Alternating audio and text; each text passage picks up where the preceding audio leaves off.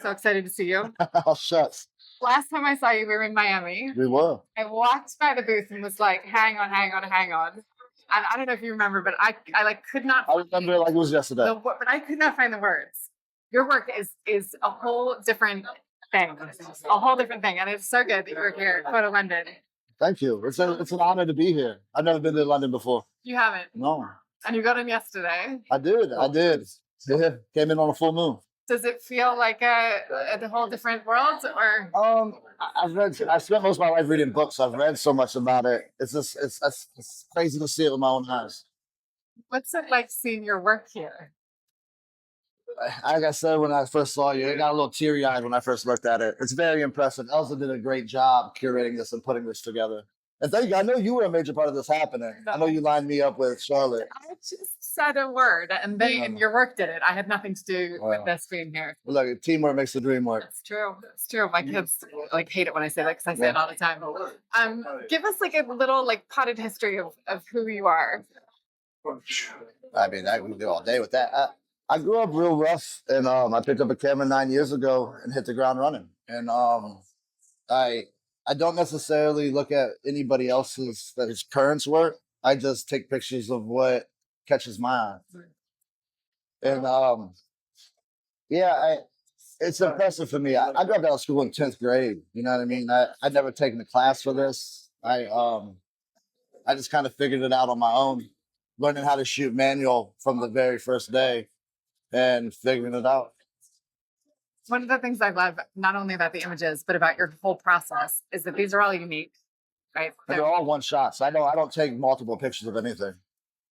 So it's literally you in the moment with the camera. Oh, yeah. And yeah, so it's like a 50-50 split. Like half these people I know, the other half, I never had a fear of talking to anybody. So I could walk up to anybody, and I'm very respectful because I don't like my picture taken. So if somebody doesn't want their picture taken, I'm not like Bruce Gilden and just hitting them with a flash right in the face because they don't want, you know what I mean?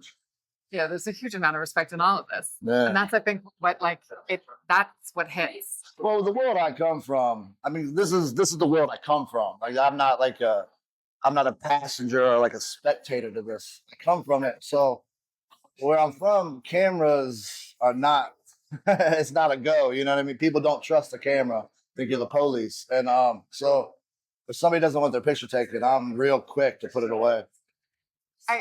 I just saw the Carrie Mae Weems show, and she talks a little bit about how hard it was for her. Like she started taking pictures of other people, and she was like, "I can't do that." Yeah.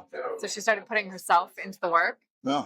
And I was talking to Dot, who's running the camera today, about your work on the way in, and I was like, the thing about it is it's urgent because I think you understand your subjects because you're part of. I just know them, yeah, and like even if I don't know them, I know the struggle. So I'm very respectful with my camera. What do you hope happens next? Is there like, do you ever get that? Nah, man, I want to be at the end of the day.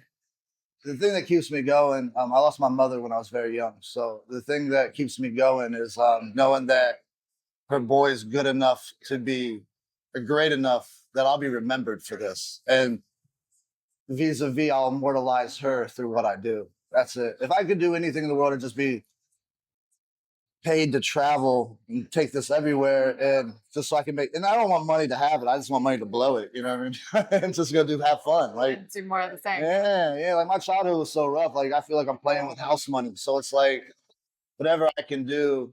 I just want to see the world. I want to see everything I read about in books.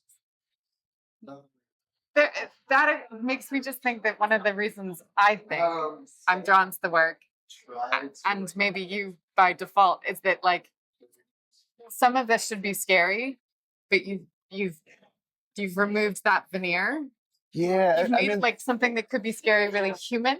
It is very human. Like this is real life where I'm from. Like everybody has a pistol. Everybody's just trying to figure out how to make bills meet. There's a lot of pain in the world, and it's at times I'm too in tune to it. Like I'm too empathetic to it. Like I just capture real life, and I think what it is it's like why people are drawn to it a lot. It's a keyhole into a world that most people have no access to. And most people with a camera, they couldn't walk up to none of these people and ask them to take a photograph. Like that guy right there covered in tattoos. I was driving around the hood and he was pushing a stroller with a little girl in it. And I just hopped out the whip like, yo, Jude, let me take a flick real quick, right? Most people wouldn't approach that guy and ask him for a photograph. No. Like that, those hands, that was just on the humbug on a train in New York City. He just was there and I saw hands. I was like, yo, let me get a flick, right? But if you just said no, I'd been like, yeah, no sweat. These kids, that's east side of Cleveland. That's like the real trench. That's three blocks from where Bone Thugs and Harmony's from. That's 96th and St. Clair. That's a trap house, obviously. That's a goon I just met that day. His name's Pastor in Atlanta. The first time I was ever in Atlanta, I just happened to be at a skate park and he was there and I saw his hands and I was like, let me get a picture of the knuckles. Like I know a scrappy knuckle when I see one. You know what I mean? Do you? A lot of them, their faces are obscured. I do that intentionally. A lot of times I'm photographing illegal activity and I'm not trying to get anybody jammed up with what I do. It's just, there's like so many photographers who I have struggled with their work because they shoot from the outside and it feels like they're taking something. They do. And I feel like they're stealing. And I equate it as a snow globe. Like you can tell who's outside the snow globe and you can tell who's in it when it's getting shooken up. And I was at an art show one time and this kid, and I'm not gonna denounce him by name, but he had a photo and it was a block away. I could tell it was a telephoto zoom because all this I'm right here, right? And it was just two cats in the hood shaking hands, and he was trying to tell everybody how it was a drug deal. And I was like, "You're putting this on this." I was like, "If you want to take a picture of a drug deal, go take a picture of a bunch of blow." You know what I mean? Go take a picture of like the exchange. Let them know, right? But you're over here like a Fed, just like across the street, stealing. You know what I mean? Stealing. Yeah. Yeah. And it's armchair tourism. I don't know. Well, and it's also glorification. I don't glorify this stuff. Like I don't tell kids that like anything bad is good. Like I understand having to do what you have to do, but at the same time, there's a glorification of violence and this type of thing that I don't think people actually understand. Like it's like tourist activities. Yeah. Yeah, and you're making it real. Well, thank you. I don't know. I don't have the words still. However many months later, I don't have the words. I'll find them and I'll do a proper thing. Anytime I'm at your leisure. Yeah. Thank you. I appreciate you. Yes. Thank you.